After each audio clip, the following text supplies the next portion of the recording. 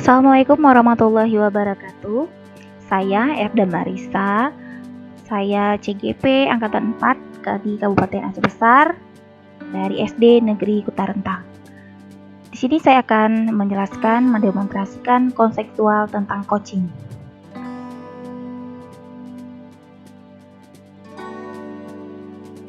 Adapun tujuan coaching dalam penerapan coaching di sekolah bersama dengan rekan sejawat, maka yang diharapkan adalah coaching menjadi salah satu proses menuntun belajar murid untuk mencapai kekuatan kodratnya. Sebagai seorang pamong, guru dapat memberi tuntunan melalui pertanyaan-pertanyaan refleksi dan efektif agar kekuatan kodrat anak terpancar dari dirinya. Pentingnya proses coaching. Yang pertama, proses untuk mengantisipasi kerja anak murid. Dan yang kedua, pertanyaan-pertanyaan yang efektif dapat membuat murid melakukan metakognisi. Yang ketiga, pertanyaan-pertanyaan dalam bentuk coaching dapat membuat kreativitas anak bertambah. Adapun langkah-langkah coaching tahap Tirta berdasarkan pengembangan dari Crow model. Tirta berarti adalah air dalam bahasa Sanskerta. Apabila kita jabarkan, T itu adalah tujuan, I identifikasi masalah, R rencana aksi, T adalah tanggung jawab. Adapun kasus coaching, di mana kasusnya adalah Anda bercerita jika dia baru saja mendapatkan teguran dari kepala sekolah dan menerima laporan dari pengawas sekolah yang melakukan supervisi saat dia mengajar. Pengawas sekolah yang melakukan supervisi tampak keberatan ketika rekan Anda mengajar tanpa buku teks. Rekan Anda mengajar dengan memanfaatkan sumber-sumber belajar lainnya, sehingga diingatkan pengawas tersebut. Rekan Anda menyampaikan jika ia tetap mengacu pada kurikulum walaupun tidak menggunakan buku teks. Pengawas tersebut tampaknya tersinggung dan memberikan laporan tentang hal itu kepada kepala sekolah. Bagaimana Anda menyikapinya? Marilah sama-sama kita menyimak video berikut ini.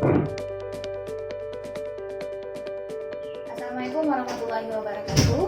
Nama saya Erda Marisa dan ini teman saya Bu Mona Sari. Di sini kami akan mempraktekkan praktek coaching dan Bu Mona hari ini akan menjadi coachee. Di sini ada dalam kasus mengenai seorang guru yang kena teguran dari kepala sekolah karena tadi ketika beliau mengajar itu ada teguran halus dari Pak Pengawas dan Pak Pengawasnya melaporkan kepada kepala sekolah. Baiklah, kita mulai. Silakan, Bu.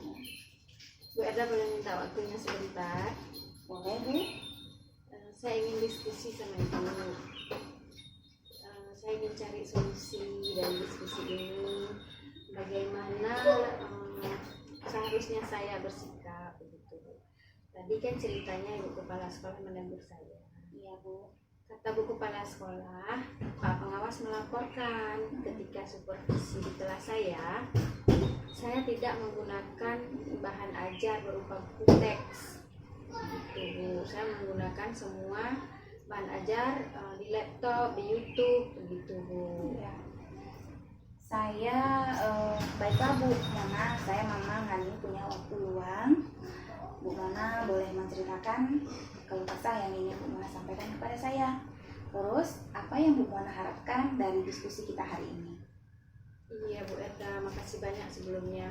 Itulah saya berharap mungkin bisa bertukar pikiran sama Bu Erda. Bagaimana seharusnya saya bersikap menanggapi teguran kepala sekolah tersebut terkait laporan dari pengawas. Oh begitu. Jadi menurut Bu Mona, apa yang membuat Bu Mona ditegur oleh Bapak Kepala Sekolah? Itu karena saya menggunakan media-media pembelajaran lain selain buku teks. Begitu. Oh begitu. Nah, menurut Bu Mona apa yang membuat Bapak pengawas itu keberatan dalam Bu Mona tidak menggunakan buku teks ketika jam mengajar? Mungkin beliau khawatir yang saya ajarkan itu tidak sesuai dengan kurikulum, Bu. Kurikulum, tapi sebenarnya saya yakin yang saya ajarkan itu walaupun tidak pakai buku teks itu sudah sesuai, Bu, dengan bahan ajar. Saya sudah yakin, Bu. Baik Bu Mona, menurut Ibu, bagaimana cara Ibu untuk menyikapi atau strategi apa yang akan Ibu lakukan untuk menyelesaikan teguran tersebut? Saya rasa sih saya sudah benar, Bu. Saya sudah melakukan semuanya itu sesuai dengan kurikulum. Itu, Benar Bu. Namun menurut Ibu, apakah semua murid itu dapat mengakses materi tersebut setiap saat? Iya juga, Bu, ya saya nggak kepikiran seperti itu. Berarti lain kali saya akan padu-padankan antara materi dari laptop dengan buku teks juga. Iya Bu, menurut saya itu ide yang sangat bagus Bu Mona. Terus, jadi apa langkah-langkah selanjutnya yang terkait dengan kunjungan Pak Pengawas serta teguran dari Bapak Kepala Sekolah? Oh iya, saya akan jumpai Pak Kepala Sekolah dan pengawas. Mungkin nanti ada pencerahan dari beliau. Mantap Bu, saya kira itu ide yang sangat bagus yang dapat membantu Bu Mona dalam memastikan rencana ini. Baik Bu, saya sudah yakin sekarang. Ya, saya akan menyiapkan RPP, bahan ajar yang lain juga terlebih dahulu, dan akan berkonsultasi kembali ke kepala sekolah untuk saya laksanakan di kelas. Bagus sekali Bu Mona. Paling tidak Ibu sudah mendapatkan persetujuan setiap rencana pembelajaran yang akan Ibu laksanakan di kelas. Alhamdulillah, setelah berdiskusi dengan Bu Erda, saya merasa tenang, saya jadi lebih yakin, dan semoga pembelajaran saya ke depan lebih baik ya Bu Erda ya. Sama-sama Bu Mona, saya yakin Bu Mona pasti bisa dan mampu.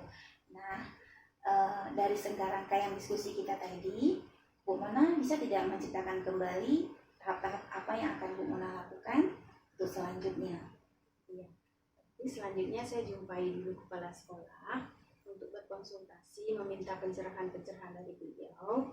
Untuk kemudian tindakannya saya menyusun RPP kembali dan menyiapkan bahan-bahan ajar yang sesuai dengan kebutuhan murid saya, sesuai dengan saran pengawas juga. Iya, benar Bu Mona. Nah, bagus sekali Bu Mona. Jadi untuk menjalankan komitmen yang Bu Mona katakan tadi kepada saya, kira-kira siapa yang akan membantu dalam menjalankan komitmen Bu Mona tersebut? Di sini nanti saya akan minta bantu Bu Junaida karena beliau juga wakil kurikulum. Saya yakin beliau bisa membimbing saya untuk tetap komit dengan apa yang sudah saya rencanakan tadi.